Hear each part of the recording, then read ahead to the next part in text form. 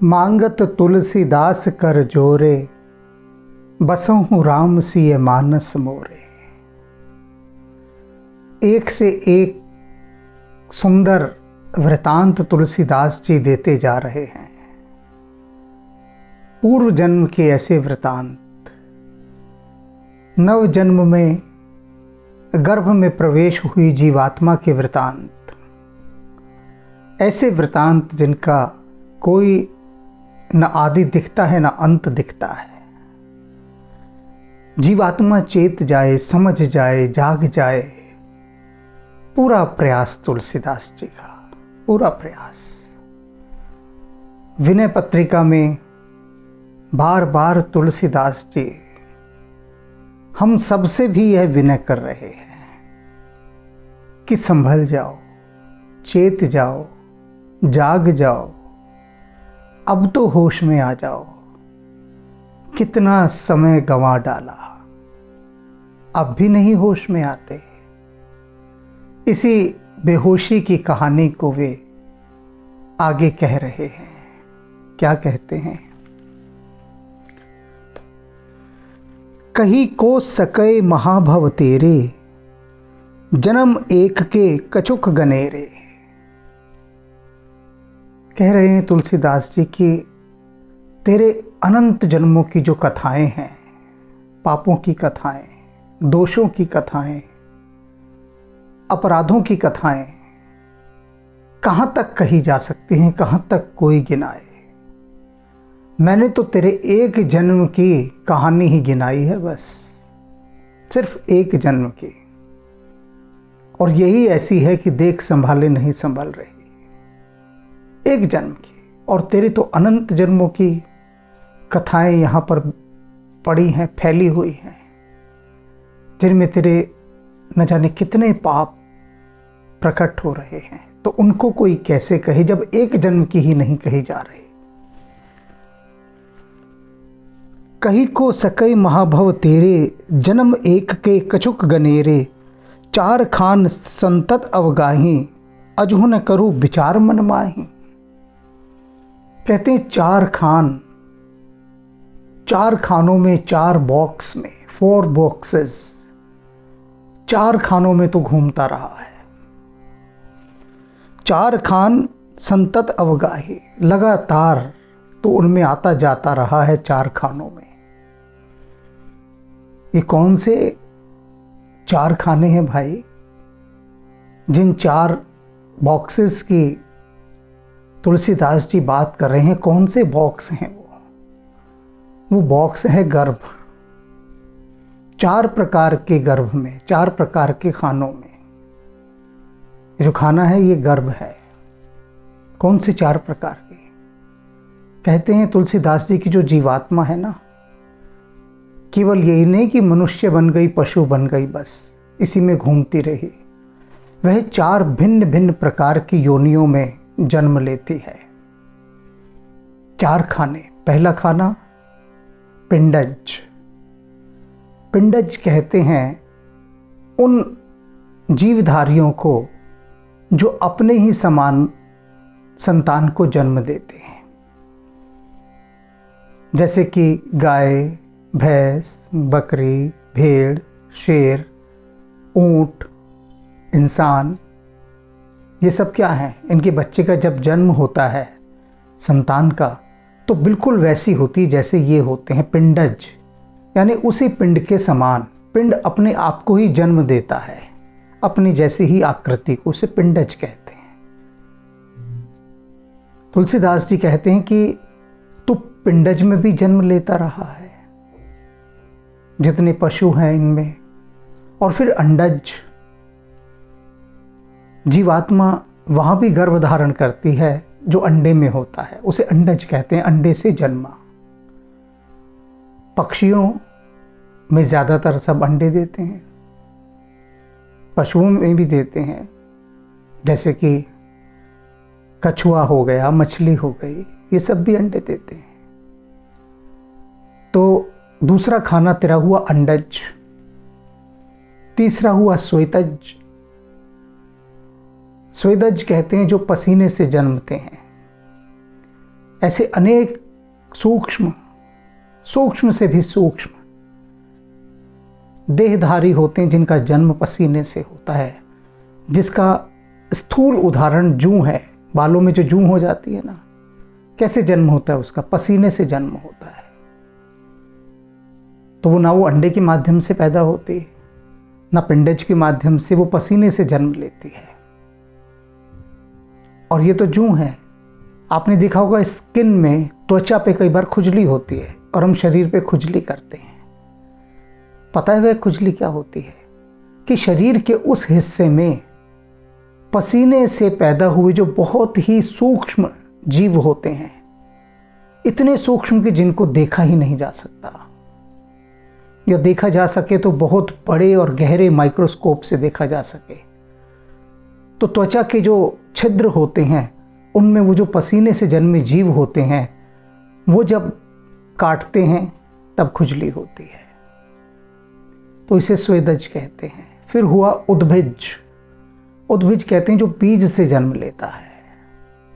अब पेड़ का जन्म हुआ, आप बीज लाते हैं, किसान फसल बोता है, वो क्या है? जो फसल है ना, वह भी जीवात्मा का धरा हुआ शरीर है, ये याद रखें। अनेक आत्माएं बीजों में समाकर जन्म लेती हैं, फिर बीजों से फल बनता है, अन्न बनता है, फिर उस अन्न को मनुष्य खाता है। तो वह क्या है जिसे खा रहा है मनुष्य? वे जीवात्माएं पेड़ का वृक्ष, पेड़ पौधे, फसल, सब्जियां, इन सब का रूप धारण करके जन्म लेती हैं। इसको उद्भिज कहते हैं। 4 खाने हो गए ना।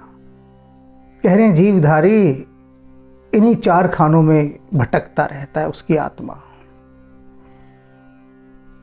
देख लीजिए कैसा गहन चक्र है। और ये 4 तो वे हैं जो सीधे सीधे हम जानते हैं, जिन्हें विज्ञान अभी तक पकड़ पाया है। ये 4 सेक्शन, 4 खाने, 4 खान यानी 4 सेक्शन। और अभी न जाने कितने विभाग, कितने सेक्शन ऐसे हैं, कितने गर्भ ऐसे हैं जिन्हें विज्ञान पकड़ ही नहीं पाया। वहाँ पर भी जाकर ये जीवात्मा शरीर धारण करती है। तो तुलसीदास जी कह रहे हैं कि देख तू इन 4 खानों में, 4 सेक्शन में कितना भटकता रहा है। 4 खान संतत अवगाही, अजुह न कर विचार मन माही। और अब भी तो फिर भी ये सब जानने के बाद भी कोई विचार नहीं कर रहा। अब तो विचार कर ले कि कैसे इन 4 खानों से तू पार जा सके, इनसे मुक्त हो सके। तू मुक्ति का कोई प्रयास ही नहीं कर रहा, कोई विचार ही नहीं कर रहा। प्रयास तो छोड़ दो, प्रयास तो दूर की बात है, पहले तो विचार होता है, तो विचार ही नहीं कर रहा। तो आश्चर्यचकित हैं तुलसीदास जी जानकर कि मनुष्य कितने महामोह में घिरा हुआ है। अजहु विचार तज भजु राम जन सुखदायकम। कहते हैं आज ही विचार कर, तो अजहु विचार, कल पे मत छोड़, आज ही विचार कर। विकार तज, और क्या कर? जो तेरे भीतर के इतने मनोविकार हैं ना, उनको त्याग दे। तू पहले त्याग दे। समझिए आप क्या बात कह रहे हैं कि हमने ही उनको खुद पकड़ा हुआ है। मनोविकारों ने हमको नहीं जकड़ा, हम ही उन्हें संभाल संभाल कर रखे हुए हैं। तो तुलसीदास जी कह रहे हैं तू क्यों नहीं त्याग देता उनको, क्यों रखे हुए हैं संभाल कर? उदाहरण के लिए समझिए, आप किसी के प्रति गुस्से से भरे हैं, नफरत से भरे हैं, हिंसा से भरे हैं, तो किस कारण से? अपने ही कारण से ना। आप चाहें तो अपना गुस्सा थूक सकते हैं, हिंसा का विचार त्याग सकते हैं, घृणा को समाप्त कर सकते हैं, आप चाहें तो। लेकिन आप चाहते ही नहीं। वही तुलसीदास जी कह रहे हैं कि विकार तज, इन विकारों को त्याग दे। तेरे हाथ में है त्यागना, लेकिन तूने उनको जबरदस्ती पकड़ा हुआ है। भज राम जन सुखदायकम, और क्या कर? उस राम के नाम का भजन कर जो सुखदाई है, सभी सुखों को देने वाला है और तुझे सुख ही चाहिए। सुख की खोज खोज में तू दुख बटोर लाता है।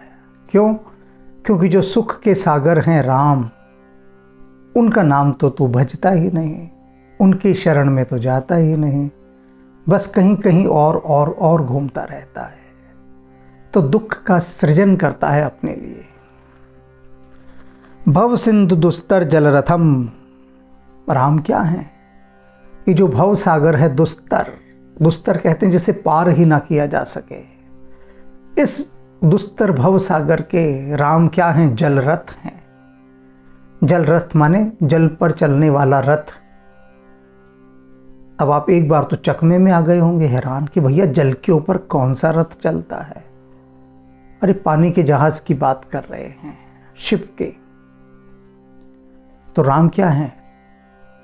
राम का नाम वो जहाज है जिस पर बैठकर तुम इस दुस्तर भव सागर को पार कर सकते हो। भज चक्रधर सुरनायकम, वे जो देवताओं के नायक हैं, चक्रपाणी चक्रधारी, उनका भजन कर।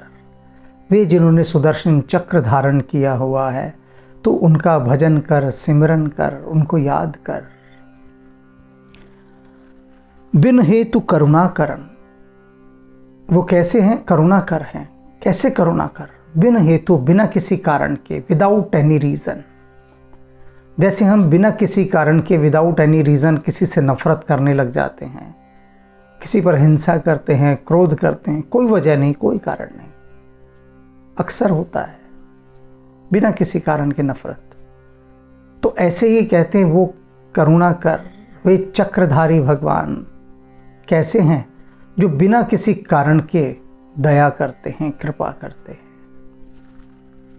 उदार अपार माया तारण, उनकी उदारता अपार है, कृपा अपार है।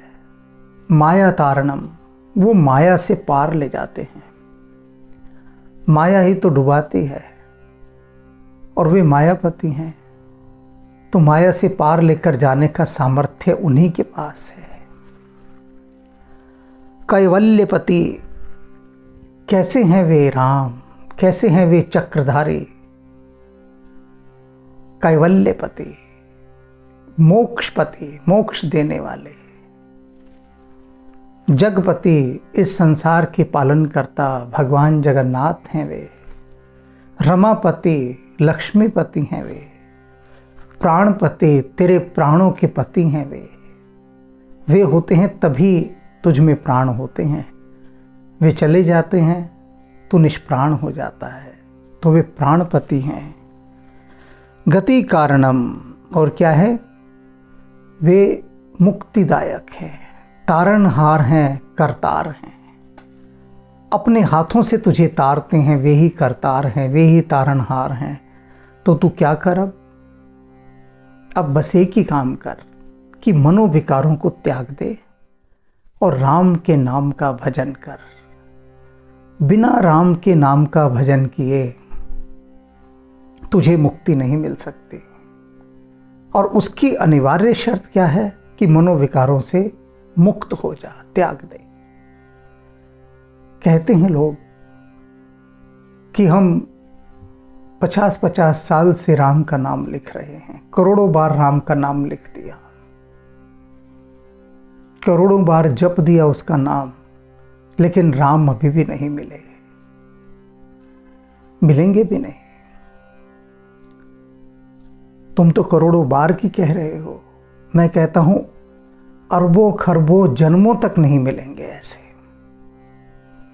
क्योंकि मनोविकारों के रहते राम नहीं आते, आएंगे ही नहीं। तुम्हारी आंखों के आगे कोहरा छाया हुआ है, बहुत घना धुंध छाई है।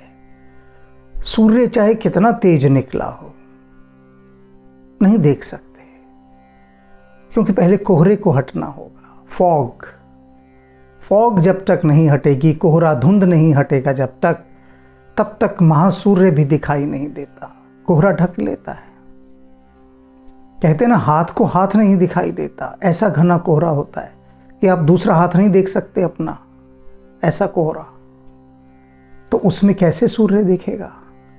तो ये जो मनोविकारों का इतना गहरा कोहरा है, जब तक यह नहीं हटेगा, और यह मनुष्य को स्वयं हटाना होगा।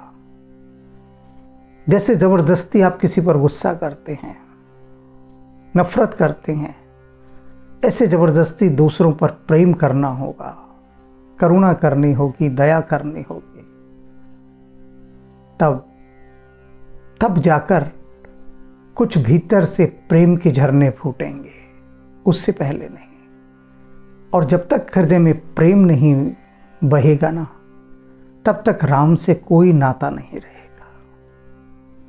गहरी से गहरी बात तुलसीदास जी ने यहाँ बता दी। मैंने बात की गहराई की व्याख्या कर दी। अब आप जाने, आपका काम जाने। समझना हो समझ लीजिए, नहीं समझना हो तो 4 खाने रखे ही हैं, काटिए चक्कर खूब शौक से। किसने मना किया है? घूमिए खूब इनमें।